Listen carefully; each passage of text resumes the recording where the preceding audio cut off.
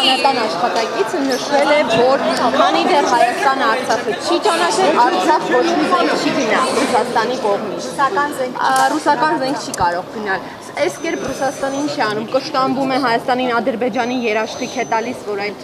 զենքը, որ գալու է Հայաստան Արցախ չի հասնելու ձեր մեկնաբանությունը։ Պաշտպանական դիսկուրսը, որը որ արտահայտվում է այդ հարցում, մենք քշտեղ կարող են լինել տարբեր շեղումներ, արտահայտությունների մեջ պարտավոր չենք ամենին պատասխանել։ Պարոն Քոչարյան, իսկ Վոլինկինի այն հայտարարությունը, որ ինձ ցույց տվեք փաստաթղթեր զենքի մատակարարման կապված, մենք ունենք ինչ-որ փաստաթղթեր իրենց ցույց տալու, որ դժգոհում եք, թե Իստերիա չեմ, ով ինչ ստերեց։ Դեսպանը ասում է փաստաթղթ ցույց տվեք, շարունակում։ երբ որ լրագրողները հարցրեցին Ռուսաստանի դեսպանին, ինչու եք զենք վաճառում մեզ այդ փաստացի պատերազմական վիճակում գտնվող Ադրբեջանին, պարոն Վոլինկին ասաց, գիտեք, ինձ փաստաթղթեր ցույց տվեք, որ զենք ենք վաճառում։ Ակնհայտ է, որ դրան պիտի Հայաստանում դեսպանը չպատասխանի, Ռուսաստանին դրան պատասխանող այլատյաններ կան, որոնց արժեվ այդ հարցերը բարձրացվում է։ Պարոն փոխնախարար, իսկ ինչ կասեք Վոլինկի այն հայտարարությունը, որ բանակցությունները ընթանալու են տարածքների զիջում կարգավիճակի դիմաց,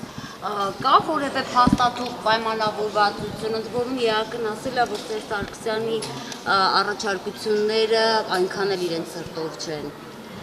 Չէ, գիտեք ինչ, եթե խոսքը գնում է այդ մադրիդյան մոտեցումների մասին, ապա դա ենթադրում է տարածքներ, եթե խոսքը գնում է մադրիդյան սկզբունքների մասին, որոնք գաղտնազերծված են այն 5 հայտարարություններով 3 համանախագահող երկրների ղեկավարի, ապա դա ակնհայտ է, որ խոսքը գնում է եւ տարածքների մասին, եւ կարգավիճակի մասին։ Շատ կարևոր է արձանագրել հետեւյալը, որ Ադրբեջանը փորձում է այդ ամբողջ փաթեթից դուրս բերել, դա նաև երեկվա Գերմանիայում գտնվելիս Մանիզյարովի հայտարարություններ իր պատկերացմամբ խնդիրը լուծում է տարածքների վերադարձնելով եւ այլ։ Այսինքն սա շատ կարևոր է արձանագրել հետեւյալը. տարածքային հարցերը առաջ քաշելուց մինչև առաջ քաշել Ադրբեջանը պարտավոր է առնվազն եթե դա այդքան կարևորում է այդ հարցը, վերադարձնել Լեռնային Ղարաբաղի Հանրապետության օկուպացված շրջանները եւ ճանաչել Լեռնային Ղարաբաղը։ Ինչու՞։ Որովհետեւ ճանաչելով նա կունենա այն սուբյեկտը, որը իրավազոր է քննարկել նմանատիպ հարցեր։ Հայաստանի Հանրապետությունը չի կարող այդպիսի հարցեր լուծել Ղարաբաղի փոխարեն։ Սա է ամենակարճ ճանապարհը, որպեսզի Ադրբեջանը հասնի վաղծանի նպատակին։ Հայաստանը 3 նախապայման է առաջարկել։ Ինչ-որ փոփոխություն Ադրբեջանի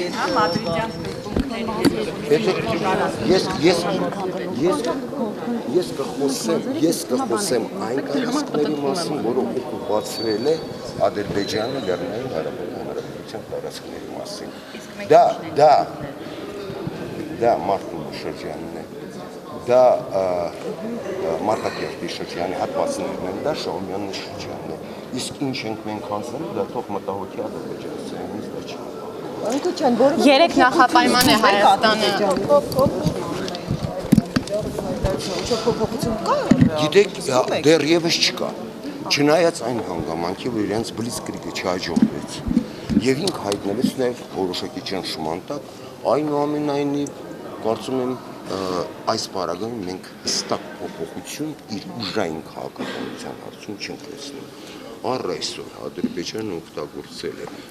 այսօր 22-ամյակն է, չէ՞ արդեն, այդ զինադադարի պայմանագրի, որը գործում է հենց 94 թվականի մայիսի 12-ից։ Առ այսօր Ադրբեջանը ակնհայտորեն օգտագործել է ամբողջ բանակցային գործընթացը որպես փող։ Այդ ընթացքում իր ապակը տեղեկատվությունը տարածելու, իր քարոզչությունը առաջ քաշելու, սպառազինվելու եւ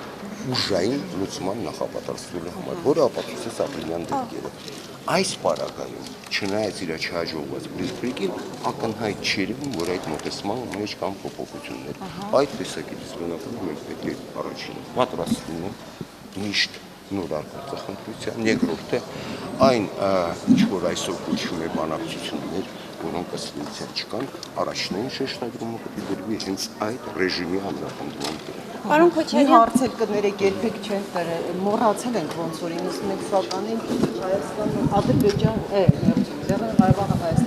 ստեղծնելու այսպես փաստաթուղթ եղավ, հիշում եք որոշում։ Այս ինչ եղավ, ոչ մի ձևով մենք սա չենք խաղարկել։ Մնաց թղթի վրա խաղարկելու խնդիր չի։ Երբ որ ժողովրդի կամք ոչ մի բան չի ստացվում։ Այո, եղել է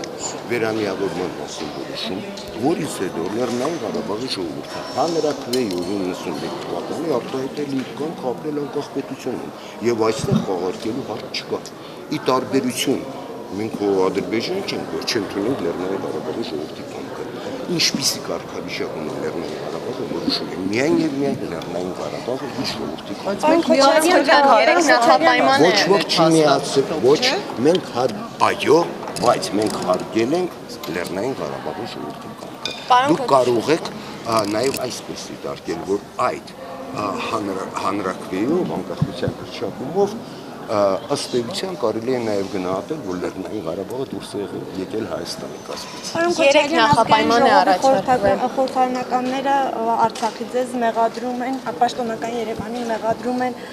Արցախին բանակցությունների գործընթացից դուրս թողնելու մեջ։ Ինչի՞ հետ է կապված իրենց այս Բաները ուսում եք, այս հարցին հազար անգամ պատասխանելը հիմնական պատճառը իհարկե Ադրբեջանն է, որը չի ցանկանում, որ Արցախը լինի բանակցային կողմ։ Դա ակնհայտ է։ Ու ավելին ասեմ, միակ շոշափելի արդյունքը, որը մենք տեսել ենք այս ամբողջ ընթացքում, դա հենց 94 թվականի զինադատարն է, որը դա էլ խախտվեց, բայց այդքան տարի լավ վատ գործել է։ Իշնորհիվ ինչի, որ Բաքուն ուղղակի բանակցել Ղարաբաղի հետ։ Եւ քանի ինքը ձևացնում է, որ այդպիսի սուբյեկտ չկա, դա նշանակում է, որ ինքը չի ցանկանում որևէ առաջընթաց բանակցային գործընթացում։ Սա իրար շահ կապված հարց է։ Այն բանից, երբ որ Բաքուն այդ իր համառությամբ շարունակի կոչընդոտել Լեռնային Ղարաբաղի լիիրավ մասնակցությանը բանակցային գործընթացին, դա կլինի ազդանշան, որ իրոք ցանկանում է առաջնորդել։ Երեք նախապայման է Հայաստանը առաջարկել բանակցությունների սեղան վերադառնալու համար։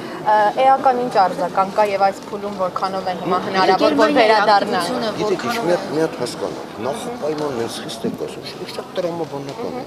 Շատ տրամաբանական է, որպես է խոսել։ Իսկ մենք միշտ շահագրգիռ ենք խաղաղ բանակցություններով հարցը կարգավորելու։ Դրա մասին խոսելու համար շատ տրամաբանական բաներ ասում։ Երբ որ թնդանոթներն են կրակվում, երբ որ մարդիկ են սողվում, երբ որ գնում է այդ հայացած քաղաքականությունը, այդ քարոզչությունը, երբ որ Ադրբեջանի նախագահը անձամբ պարգևատրում է մի այլանդակ մարդասպանիչ, գիտեմ նույնիսկ ինչ ասեմ դրա անունը, որը գլխատած հայ զինվորի հետ մաներ գալի։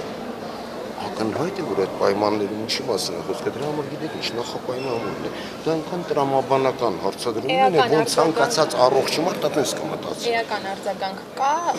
եւ ինչ է նշանակում էական արձագանք։ Էական մի րոպե, ինչ է նշանակում։ Արձագանքը նա է, որ ասենք ցանկացած մոտակա հավաքների, հանդիպումների ժամանակ դա նշանակում է, որ հարցերն է հայկական կողմը համարում առաջնային քննարկումների համար։ Իսկ արձագանքը համանալուց չի արվում այդ կոնկրետ գործողությունները։